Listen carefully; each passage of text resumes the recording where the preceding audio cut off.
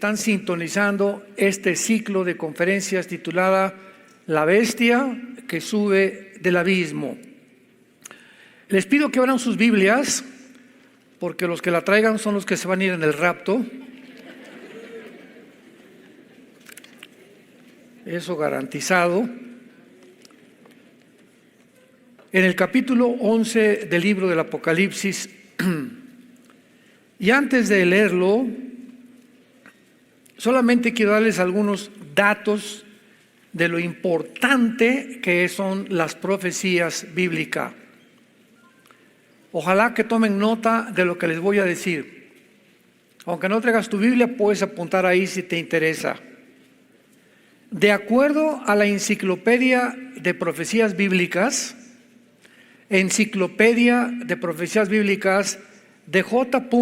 Barton Payne, Barton con B grande, para que lo puedas googlear, y Payne es con P de papá e Y intermedia, Payne se escribe, Barton Payne. Hay 1239 profecías, 1239 profecías en el Antiguo Testamento. Y 578 en el Nuevo Testamento. 578 en el Nuevo Testamento. O sea, en la Biblia hay un total de más de 1800 profecías. Estas profecías están contenidas en 8350 versículos. No veo que muchos tomen nota, pero pues no importa. En la Biblia hay 31,124 versículos, por lo cual casi, en resumen, la tercera parte de este libro, el 30% de la Biblia, son profecías.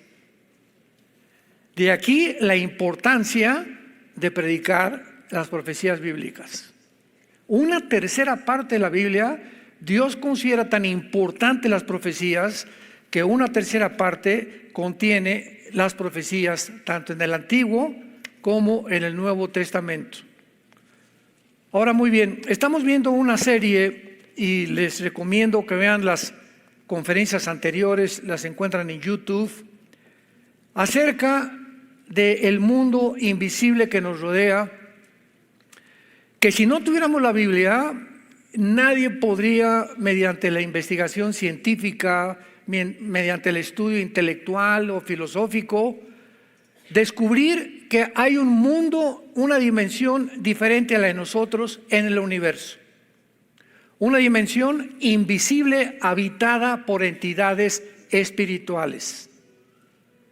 El mundo de alguna manera tiene conciencia de que los indígenas, los cherokees, los Sioux, los Sioux en Estados Unidos, los Aucas en el Ecuador, en México los aztecas que ofrecían sacrificios, algo les decía que había algo que trascendía el mundo y le llamaban dioses, se adoraban la luna, adoraban el sol, etcétera, etcétera.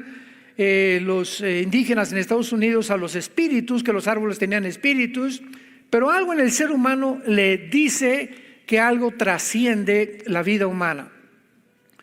Y la Biblia nos abre completamente el conocimiento de la dimensión espiritual, diciéndonos que esa dimensión que existe a nuestro alrededor, invisible, es primero que la dimensión que tú y yo estamos viviendo.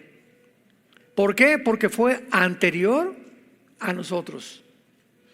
Dice en Hebreos capítulo 11, versículo 1 y 2, que las cosas que no se ven a través de la fe, y que las cosas que no se ven son más claras y más reales que las que se ven. Ahora, muy bien, para poder comprender este mundo alrededor invisible, la Biblia nos muestra que existen serafines, querubines y ángeles. Los querubines es el rango más elevado que hay en el mundo espiritual, y Lucifer, que es el llamado Satanás. La palabra Satanás no es un nombre propio, es un título. Satanás significa adversario, viene de Satán, hebreo, que significa enemigo. Entonces Lucifer era un querubín, lo encontramos en Ezequiel 28. Y como el querubín está relacionado con la adoración de Dios, acordémonos que cuando Dios le dio instrucciones a Moisés de construir el arca, ¿se acuerdan? Hizo 2 querubines arriba del propiciatorio, uno y el otro con sus alas, mirando la sangre que era derramada por el sumo sacerdote una vez al año. Entonces los querubines están representados bajo la santidad, representan la santidad de Dios. Vemos también los querubines cuando Adán y Eva fueron sacados del huerto del Edén. Dios puso en el huerto, en la entrada, un querubín con una espada, ¿verdad?, resplandeciente y con la luz, mostrándonos claramente que antes de que el hombre regresara al huerto del Edén otra vez, porque estaba prohibido ya que Adán y Eva regresaran, tenía que cumplirse la justicia y la ley de Dios. En el tabernáculo, que estaba el atrio, o sea, el patio, el lugar santo y el lugar santísimo, donde estaban los querubines arriba del atrio, las cortinas que dividían el lugar santo al lugar santísimo, las cortinas estaban pintadas de querubines. Y cuando Cristo muere en la cruz del Calvario, ¿se acuerdan lo que sucedió? Ese velo se rasgó de arriba hacia abajo. O sea, querubines, háganse a un lado. Voy a entrar yo con mi propia sangre. Síganme todos. Ya no hay ningún impedimento para regresar al huerto del Edén, para regresar a tener comunión con Dios. Cristo nos abre un camino nuevo y vivo mediante su sangre, donde ya no hay ningún impedimento, ni de querubines ni de nadie, para poder tú, mediante la sangre derramada en esa cruz, acercarte a Dios. No necesitamos a San Pancho, ni a San Bartolomé, ni vírgenes, ni Abraham, ni Isaac, ni papas, ni nadie, porque no hay más que un mediador entre Dios y los hombres, Jesucristo hombre. Gracias a Dios. Ahora, muy bien, Dios nos sigue revelando a través de la Biblia, y mientras más nos acercamos al final de la historia, dice la Biblia que la vida del justo es como la aurora. Tu vida puede ser una vida en la que caminas con Dios y te desconectas de la Biblia, que es la fuente de energía. Como ahora, yo no entiendo cómo alguien puede venir sin Biblia a la iglesia. Te desconectas de la Biblia y en ese momento te paras, se detiene tu camino. Porque si tú tienes luz, está aquí y no es de nosotros, viene a nosotros. Mis palabras son espíritu y son vida. Tú te conectas con la Biblia, lees la Biblia, la memorizas, y ¿qué estás recibiendo?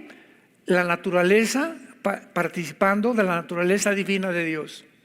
Estás cada vez más pareciéndote más a Jesús, recibiendo las fuerzas de Dios. Y siempre lo he dicho que es como un celular. Un celular yo lo saco y lo conecto todos los días y me carga el celular y le aprieto los botones y me funciona. Pero si desconecto el celular 1 o 2 días y quiero apretarle los botones, el celular no me va a responder. ¿Por qué? Uno tiene energía, y así pasa con nosotros también. Todos los días tenemos que conectarnos a la fuente de la energía, que es la palabra de Dios, llenarnos de la palabra de Dios, oír la palabra de Dios, meditarla, memorizarla, estudiarla, y te cargas. Y entonces sales a la escuela con tus hijos, sales a tu despacho, sales a tu taller, sales a enfrentarte al mundo cargadas las baterías. Ya no te vas a pelear cuando alguien se atraviesa en el periférico. Vas a tener sabiduría para resolver el problema que tienes con tu hijo, con tu hija. Tenías un problema de compras o no compras, vas a saber si comprar o no comprar, porque separados de Él. ¿De veras lo crees? Y cuando nos separamos de la Biblia, nos separamos de Jesús. Porque Él es la palabra hecha carne. En el principio era el verbo era Dios y el verbo era con Dios. Y vimos aquel hombre que se hizo, aquel Dios que se hizo carne y habitó entre nosotros como el unigénito Hijo de Dios. Y se hizo carne o sea, la palabra se hizo carne, el verbo se hizo carne. Entonces la palabra de Dios, ¿verdad? Jesús es la palabra encarnada de Dios.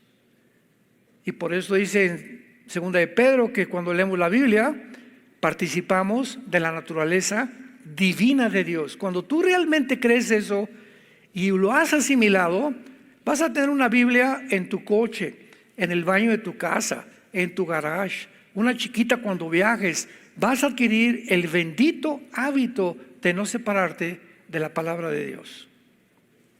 Muy bien, en este pasaje que estamos estudiando en Apocalipsis 11, estamos analizando algo bastante profundo y mucho más comprensible en la época que vivimos. La Biblia nos muestra que desde tiempos antiguos, todos los imperios asirio, Egipto, Babilonia, Medo-Persa, Grecia y romano, detrás de los faraones, de los césares, de los gobernantes, se encuentran entidades espirituales llamadas ángeles caídos. Pablo le llama en Efesios 6:12 principados. No tenemos lucha contra sangre de carne, sino contra principados, o sea, príncipes de Satanás, de Lucifer. Y cuando venimos al Nuevo Testamento, descubrimos que en el Antiguo Testamento, en el libro de Daniel principalmente, se le llamaba a los imperios bestias. Y dice Daniel capítulo 7, y vi vi 4 bestias que se enfrentaron, una como un león, una como un oso, una como un leopardo, representando la palabra bestia, representando al imperio. Pero vamos a entender ahora con más claridad en el Nuevo Testamento que realmente cuando la Biblia decía en el libro de Daniel y en el Antiguo Testamento, vi una bestia, no se refiere al imperio, sino al ángel caído, al principado que se encontraba detrás de Babilonia, detrás de Grecia, detrás de Alejandro el Magno, detrás de Nabucodonosor, detrás de Adolfo Hitler, detrás de José Stalin, detrás de Saddam Hussein, detrás de todos estos hombres que de alguna manera han manifestado una conducta contraria o antidios. Porque por eso se llama anticristo. Hay muchos anticristos, o sea, cualquier persona en contra de Cristo, en contra de Dios, tiene el espíritu del anticristo. Aunque va a haber un anticristo visible, terrenal, real, en una persona, como lo vamos a ir viendo. Entonces vemos en Apocalipsis 11 a 2 testigos que posiblemente sean Elías. No hay ninguna duda que va a ser Elías uno de ellos, porque en Malaquías, el último libro del Antiguo Testamento, dice Elías vendrá antes del día del Señor, o sea, antes de la tribulación, y volverá a los corazones de los padres hacia los hijos y de los hijos hacia los padres. Cuando vino Juan el Bautista le preguntaron: ¿eres tú Elías? Dijo: no, yo no soy. Y Jesús aclaró: yo tampoco soy Elías, pero viene Elías, demostrando de una forma indubitable que vendría físicamente otra vez Elías, porque es uno de los hombres en el Antiguo Testamento que no murió. ¿Acuerdan? Primero de Reyes, que fue arrebatado por una carroza llena de ángeles. Y el otro hombre se debate entre Moisés y Enoc, porque Enoc es el segundo hombre, Génesis 5, que no murió tampoco. O sea, en el Antiguo Testamento hay 2 hombres, 2 personas, 2 seres humanos que no murieron como nosotros. Si nos vamos en el rapto, no vamos a morir. Vamos a ser transformados inmediatamente para estar con Jesús en el aire. Entonces, estos 2 hombres, Enoc y Elías, no murieron. Por eso se cree también que sea Enoc. Muy bien, quien quiera que sea, veamos cuál es el asunto que tenemos que desarrollar. Versículo 7. Está hablando de los 2 testigos. Apocalipsis 11:7. cuando hayan acabado su testimonio, la bestia que sube del abismo hará guerra contra ellos y los vencerá y los matará.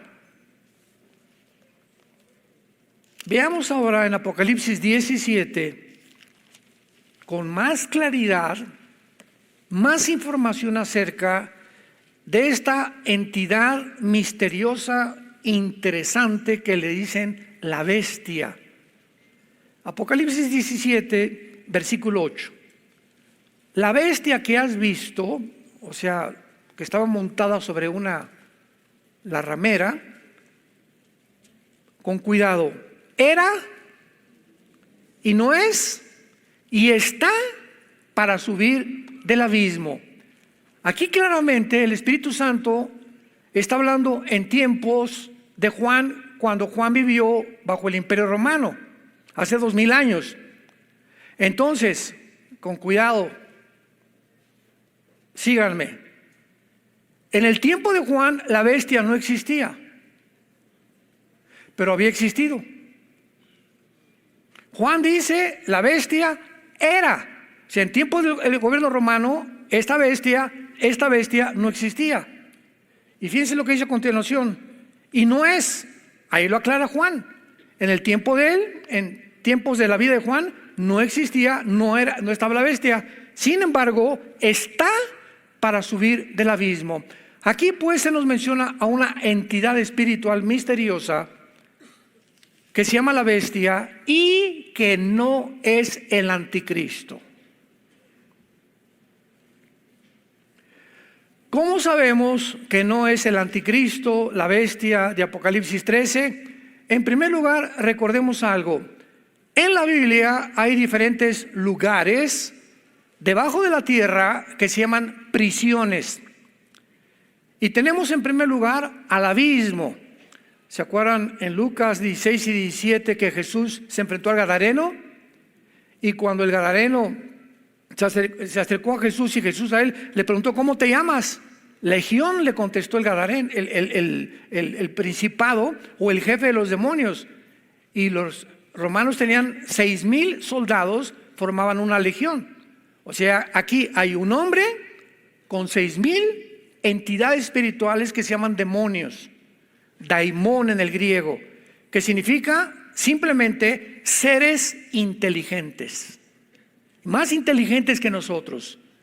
Sin embargo, estos demonios son diferentes a los ángeles caídos. Esto es muy importante. Entonces los ángeles caídos no entran a una persona, pero sí entran claramente los demonios.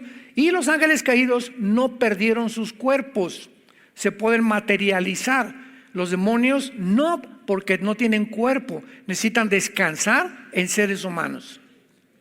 Entonces el abismo, le dijo Legión a Cristo, por favor no nos mandes al abismo.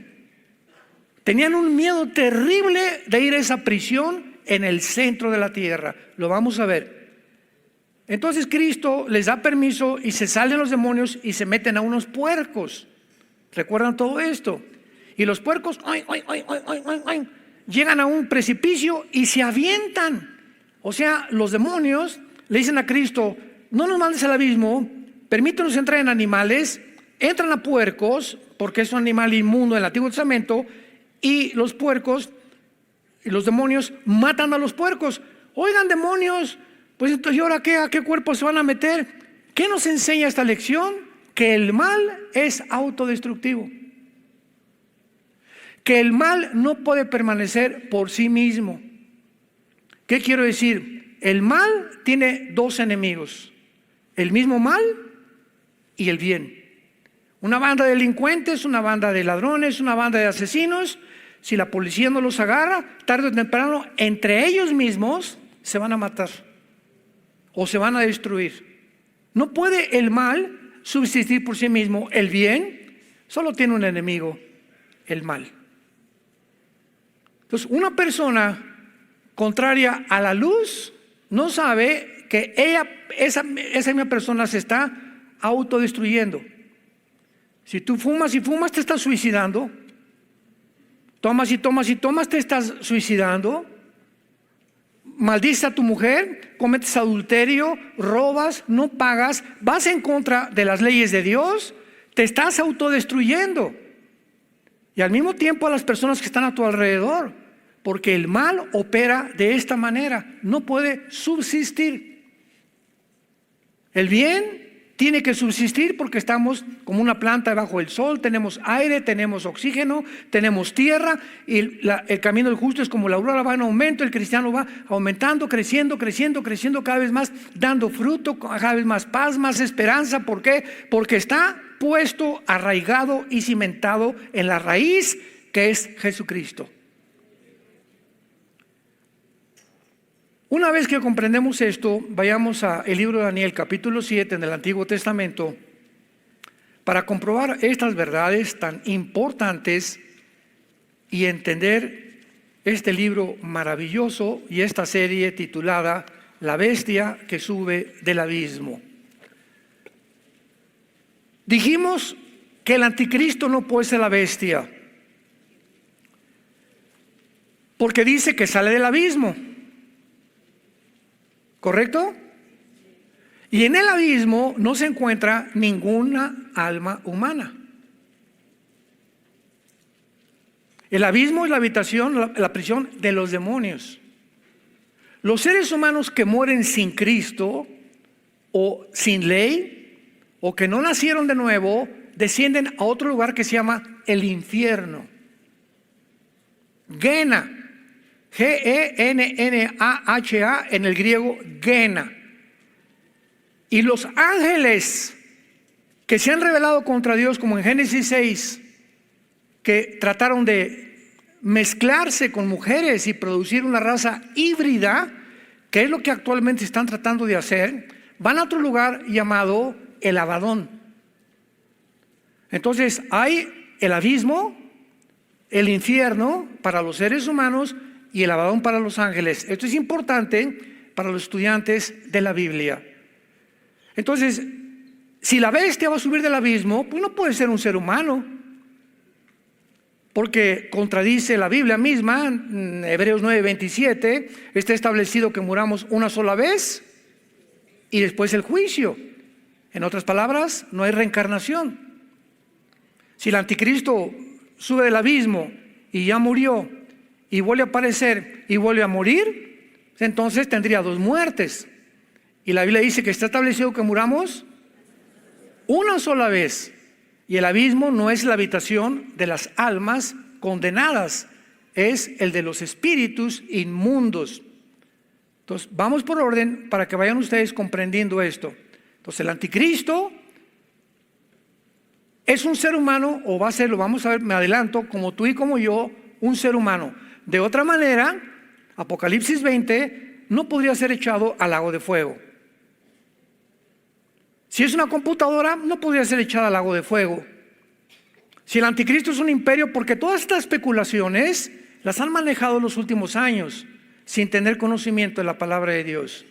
El anticristo tiene que ser un ser humano para poder ser condenado y echado al lago de fuego. Entonces no puede ser tampoco que venga del abismo, porque solamente en el abismo están los demonios, y vamos a ver más adelante que hay ángeles en el abismo como jefes de los demonios. Uno de ellos se llama Abadón, el destructor, pero lo vamos a ver más adelante. No se vayan a empachar. Bueno, aquí dice en Apocalipsis capítulo, Daniel 7, Daniel dijo: miraba yo en mi visión de noche, y he aquí que los 4 vientos del cielo combatían en el gran mar.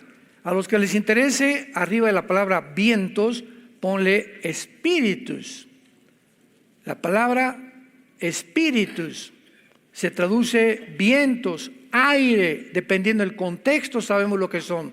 Todos vemos aquí que Daniel está viendo una visión y viendo a 4 ángeles, 4 espíritus combatiendo en el gran mar. Es interesantísimo que sea en el mar. Como lo vamos a ir viendo más adelante. Vamos a ver la chuletota que vamos a partir esta tarde. Y 4 bestias O sea, cuatro espíritus y cuatro bestias grandes, diferentes la una de la otra, subían del mar. En Apocalipsis 13 dice Juan que el anticristo, la bestia, subía del mar. Isaías 27, 1 al 4, dice la Biblia, el dragón que vive en el mar. Pero el falso profeta, el mismo Apocalipsis 13, todo esto lo vamos a ir viendo, sube de la tierra. Tenemos que poner, cuando estudiamos la Biblia, mucha atención no hay una palabra en la Biblia, no hay nada que haya sido desapercibido o que no tenga una relación con el mundo espiritual en que vivimos. Por eso dijo Jesucristo, escudriñen, que significa hagan pozos, escudriñen, escarben, estudiantes de la Biblia, y van a ser recompensados como no se imaginan. Vi 4 bestias diferentes la una de la otra. La primera como león, tenía alas de águila. Versículo 5. La segunda como un oso. La tercera como un leopardo, versículo 6. Versículo 7 y la cuarta. Aquí en la cuarta es interesante que no se le relaciona con ningún animal. Los primeros 3 animales, león, oso y leopardo, son depredadores, crueles, bestias, por eso no son animales. Animal es mi perro, un caballo, una vaca. Pero cuando habla la Biblia de bestia, o sea, eres una bestia, y está hablando de algo superlativo, algo que trasciende, que va más allá de la animalidad, ya de depredadores, sanguinarios, crueles, etcétera, etcétera, hambrientos, insaciables. Pero la cuarta bestia, que es el cuarto imperio, que es Roma, y que está relacionado con 4 etapas, lo vamos a ver también, ya no se le da ningún nombre. Y esta cuarta bestia, dice la Biblia, en el versículo 7, espantosa y terrible, en gran manera fuerte, tenía grandes dientes de hierro, devoraba y desmenuzaba, y las obras con sus pies, y era muy diferente a todas las bestias que vi antes. ¿Cuál es la diferencia entre esta cuarta bestia, que es Roma, y que de alguna de las naciones que formaron el imperio romano saldrá el anticristo? El imperio romano cubrió Europa, el norte de África. Qué interesante que ahora Putin esté volviendo a reunir y apoderándose de las naciones africanas. Acaba de tener una reunión hace 2 semanas con más de 60 naciones africanas en Moscú. Y acaban de dar un golpe de estado en Níger, no en Nigeria, en Níger, por un grupo de mercenarios que se llama Wagner, que trabajaba anteriormente para Putin. No sabemos si ahora el avión que explotó con todo el grupo de Wagner fue Putin, no se sabe, lo vamos a saber más tarde. Pero qué interesante que las naciones del norte de África se mencionan en Ezequiel 38 viniendo contra Israel. Ya estamos uniendo todo, hermano, estamos ya tejiendo toda la tela. Una tela tiene un hilo por acá, otro por acá, ¿verdad? Otro por acá, otro por acá, pero todos convergen para hacer una fábrica de tela, ¿verdad?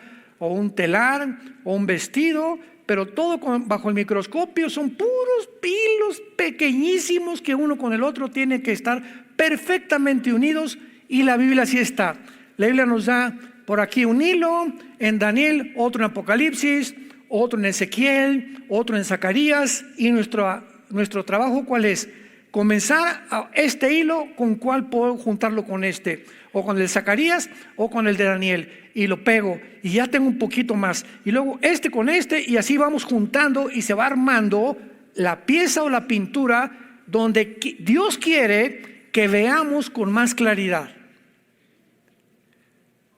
Pero hay que traer la Biblia. Yo no voy a dejar de insistir en esto. Dice en Daniel 12, así vamos a ver cómo acaba Daniel 12. Los entendidos entenderán. Y en el Nuevo Testamento Jesucristo en Mateo 24 dice 37 al 39, pero como en los días de Noé, así será la venida del Hijo del Hombre. ¿No entendieron? No entendieron. No entendieron. Se les habló y se les habló los domingos en los estudios y todo, y la persona que decía cristiana seguía igual y seguía igual, y no cambiaba con su esposa y no cambiaba con su esposo ni ellos con sus papás, o sea, y se seguían llamando cristianos. Nunca entendieron que el propósito de este mandamiento es el amor nacido del corazón, de una conciencia limpia y de una fe no fingida. 1 Timoteo capítulo 1. Tú tienes que caracterizarte por un amor que realmente no sea hipócrita. Tiene que nacer de tu corazón servir a Dios, no por reconocimiento, ni por aplauso, ni para que sepas, ni para que... No, porque realmente amas a Dios, amas su obra. Tu conciencia con Dios tiene que estar siempre limpia. Yo no puedo venir aquí a la Biblia y, Señor Jesucito mío, mire su compañía, no me desampare ni de noche ni de día. Y no le pidió perdón a mi esposa. O a mi compadre le debo hace 3 años un dinero que ni le he abonado siquiera, ni hay interés en mí de pagar esa deuda. Vengo a la iglesia y todavía tengo pornografía en la llanta de refacción de mi carro. Ahí revisen, señoras.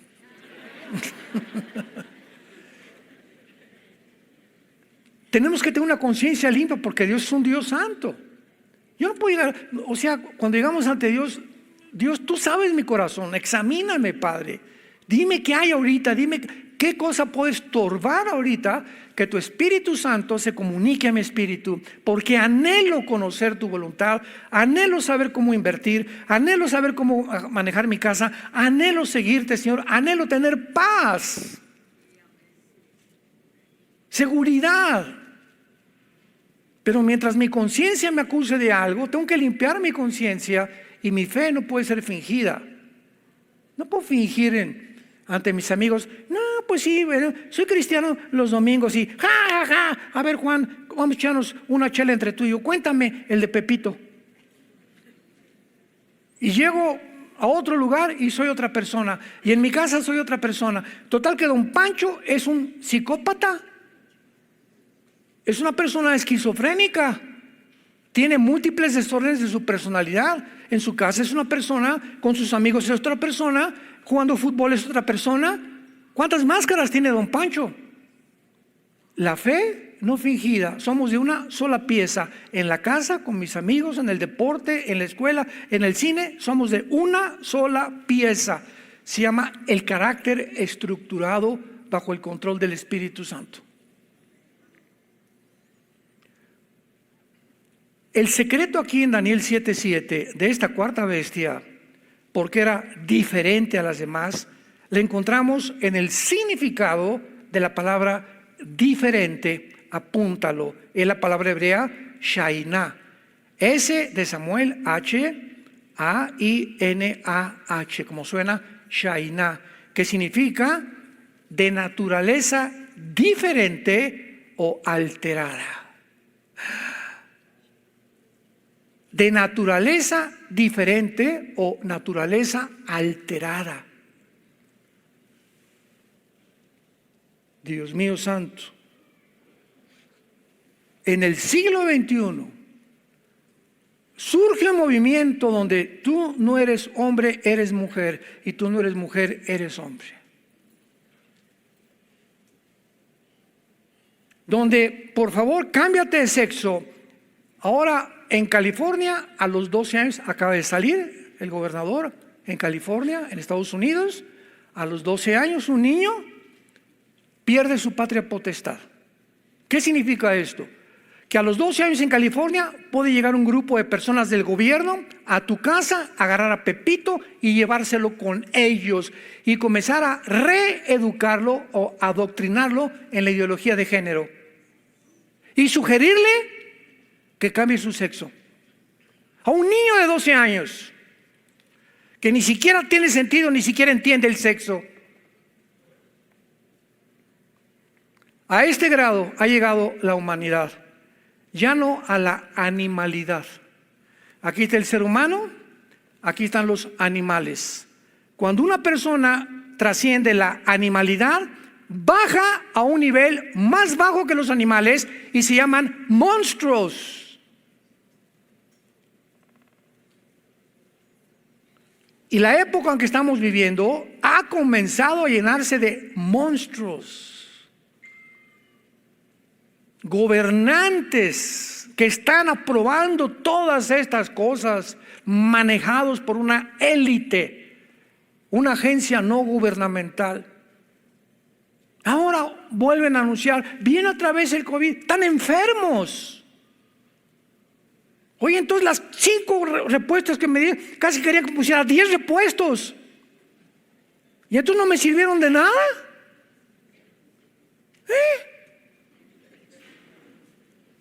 Usa un poquito la mente. ¿Cómo es posible que viene otra cepa de COVID y entonces la que me pusieron, ¿para qué sirvió? Oye, me voy a vacunar contra la poliomielitis. ¿Por qué? Para que no me ataque la poliomielitis. Pero si a los 6 meses me da la poliomielitis, oiga, la vacuna que me puso, ¿qué me puso? ¿Me engañó usted, médico? El mundo se acerca precipitadamente a un gobierno global, donde las naciones necesitan un sistema, una ideología de gobierno para poder controlar más fácilmente a los ciudadanos. Y esta ideología se llama socialismo-comunismo. Es el más perfecto sistema de gobierno para controlar a la humanidad. Se demostró en el siglo XX un fracaso y se vuelve a desenterrar, porque los gobernantes están cada vez más ansiosos y más ávidos y más ambiciosos de controlarnos y que seamos títeres y esclavos completamente de papá gobierno. Ya tu leal Pepito ya no es a tu papá, ni a tu mamá, ni a tu iglesia, es a papá gobierno. Ahora yo voy con tu hijo y yo lo voy a educar. Espérame, el gobierno no educa a mi hijo. Ni lo voy a meter a una escuela a mi hijo donde le enseñan la ideología de género en los libros de texto. Prefiero sacarlo y que quede bruto y que sea santo en lugar de ser inteligente y un diablo. 1000 veces más. A estas opciones nos estamos enfrentando, damas y caballeros, santos de Dios.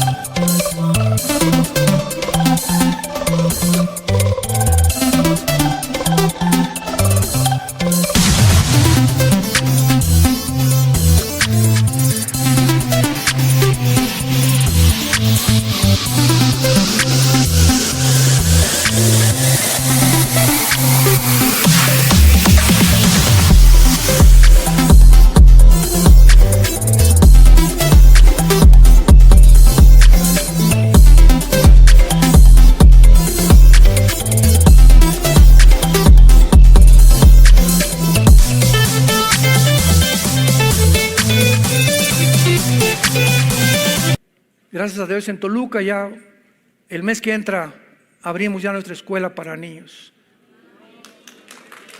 Gracias a Dios. Ahora en Colombia le dije a cantidad de pastores que me preguntaron, que han mandado correos, la única, ¿qué hacemos, hermanos? Saca a tu hijo de la escuela y oren, y ya cada iglesia que tengan tal vez 1 o 2 a la semana que les enseñen, ¿verdad? Turnarnos para darles clases a los niños, pero sacarlos de ese medio, de ese pantano, de esa oscuridad, donde los quieren completamente destruir psicológica, espiritual y físicamente. Es un mundo bien feo el que estamos viviendo. Tenemos que abrir los ojos y tenemos que hoy que nunca predicar la verdad, porque esta es la única verdad que existe, la única regla de moral, conducta y fe que Dios nos ha dejado.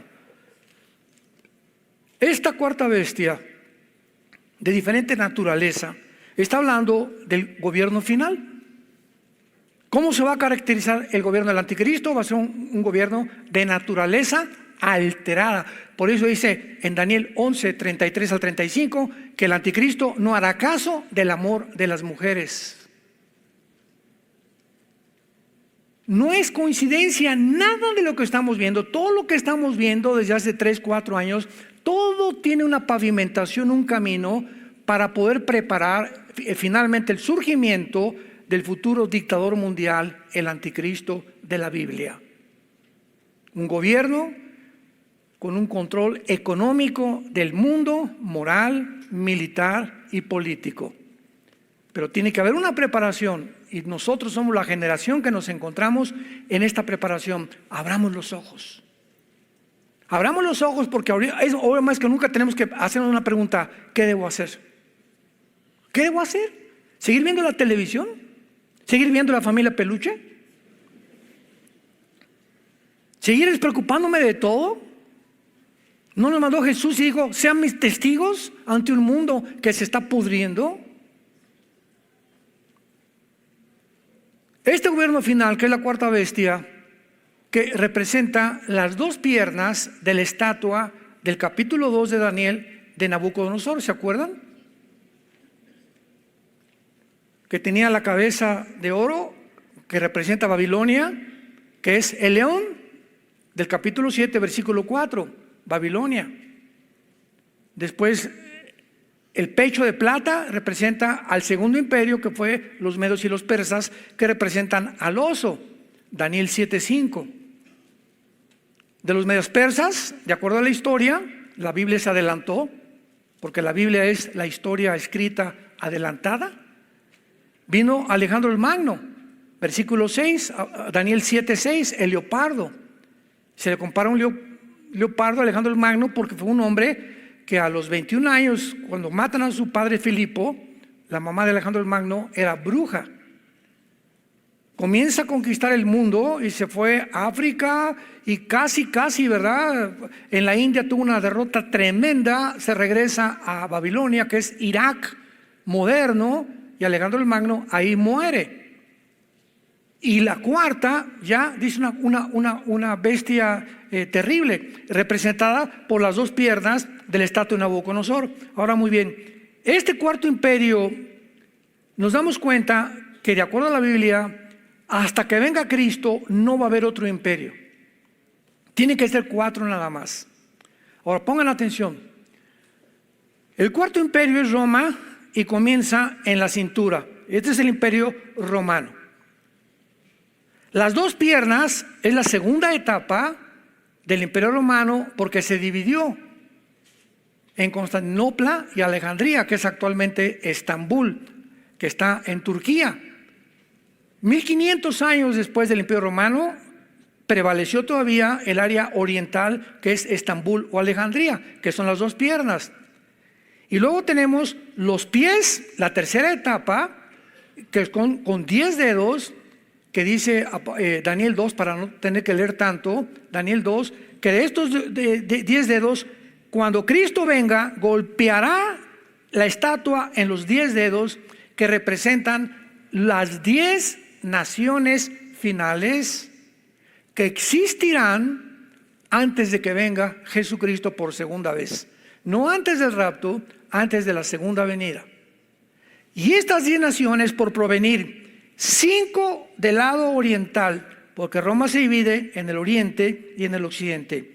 5 dedos descienden del lado oriental, 5 dedos del lado occidental, 10 naciones que van a surgir en el mundo, un G10, 5 de Europa y 5 del Medio Oriente. Cuando oigamos que hay una unión entre 5 naciones de Europa y 5 del Medio Oriente, en ese momento, cuando se formen esta confederación política, de una de ellas, aquí está en Daniel 7, saldrá el anticristo. No especulemos que el anticristo es Obama, el Papa, el príncipe, por aquí, por allá. El anticristo no lo vamos a conocer hasta que haya un G10, porque es hasta que venga esta unificación cuando surgirá el anticristo de una de esas naciones, que es la cuarta etapa de las piernas o del cuarto imperio. Por eso dice Daniel 7:7, y tenía 10 cuernos, que son los 10 cuernos de Apocalipsis 13 y los Apocalipsis 17. Y mientras yo contemplaba Daniel 7:8, los cuernos, he aquí otro cuerno pequeño salía entre ellos, y delante de él fueron arrancados 3 cuernos de los primeros. Los cuernos en la Biblia representan líderes con autoridad, o representan naciones con autoridad. Entonces vemos nosotros que ese cuerno pequeño representa al anticristo, y rápidamente comprobémoslo en el versículo 23 del capítulo 7 de Daniel. Daniel está confundido, como muchos de ustedes están ahorita, que los cuernos, que esto y que el otro, que la cuarta bestia, y entonces se le da a Daniel el entendimiento y se le comienza a revelar, porque la Biblia no es de interpretación privada, la Biblia es interpretada por la misma Biblia, porque es escrita por el Espíritu Santo. Se le da la interpretación. Versículo 23, dijo así, ya están explicándole a Daniel qué significa la cuarta bestia. La cuarta bestia será un cuarto reino en la tierra, diferente a todos los otros reinos, como ya lo vimos, y a toda la tierra devorará, trillará y despedazará. Esto no lo hizo el Imperio Romano. El Imperio Romano fue destruido, ¿verdad? Sucumbió, fue derribado, pero nunca conquistó el mundo entero. Y los 10 cuernos significan que de aquel reino, o sea, ¿de cuál reino? Del cuarto reino, el Imperio Romano, el antiguo Imperio Romano, se levantarán 10 reyes, que son los 10 dedos de la estatua del capítulo 2, que es la estatua de Nabucodonosor. Se levantarán 10 reinos, y tras ellos, o sea, ya que estén formados el G10, se levantará otro, subraya otro con rojo, porque es el anticristo. Ya que estén formados los 10, se levantará otro, el cual será diferente a los primeros, y a 3 reyes derribará. Y hablará palabras contra el Altísimo, y a los santos del Altísimo quebrantará. Pensará en cambiar los tiempos y la ley, tiempos en tiempos y medio tiempo, pero se sentará el juez y le quitará su dominio para que sea destruido y arruinado hasta el fin. Esto significa que después del cuarto reino, o la cuarta etapa, que fue el antiguo Imperio Romano, viene Jesús. Se sentará el juez cuando estas 10 naciones, guiadas por el anticristo, que están en Apocalipsis 17, lo vamos a ver. En ese momento viene Jesucristo. Versículo 27, qué hermoso. Y que el reino y el dominio y la majestad de los reinos debajo de todo el cielo se ha dado ¿a quién? A nosotros, al pueblo de los santos del Altísimo, cuyo reino es reino eterno, y todos los dominios le servirán y le obedecerán. Una vez que venga Jesucristo y venga el milenio, el juicio, el gran trono blanco y la eternidad, Dios hará cielos nuevos y tierra nueva.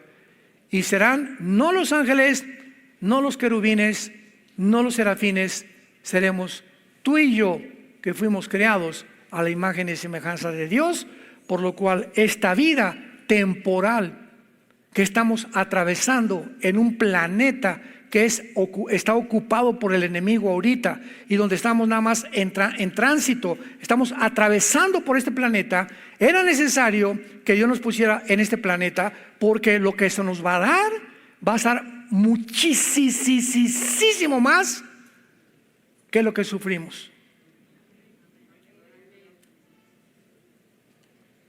Y estando conscientes, dice el apóstol Pablo en Romanos, que los sufrimientos que estamos ahorita teniendo no son comparables con la gloria que nos espera. Cuando estemos ahí,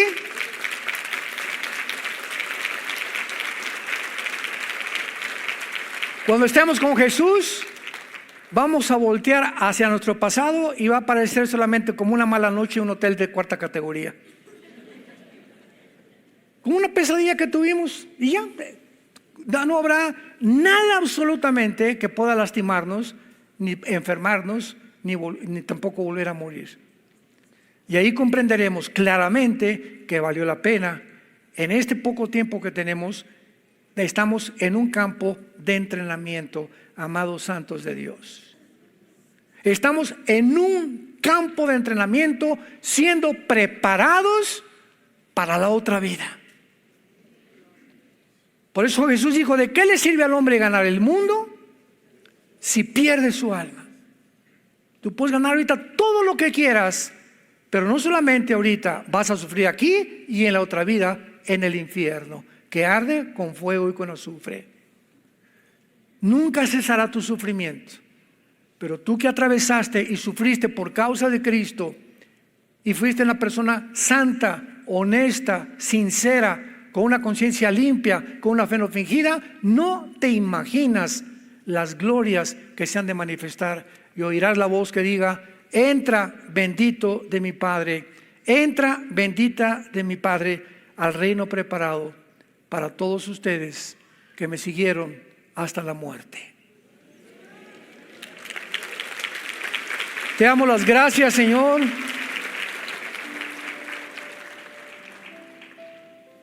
Gracias, Padre,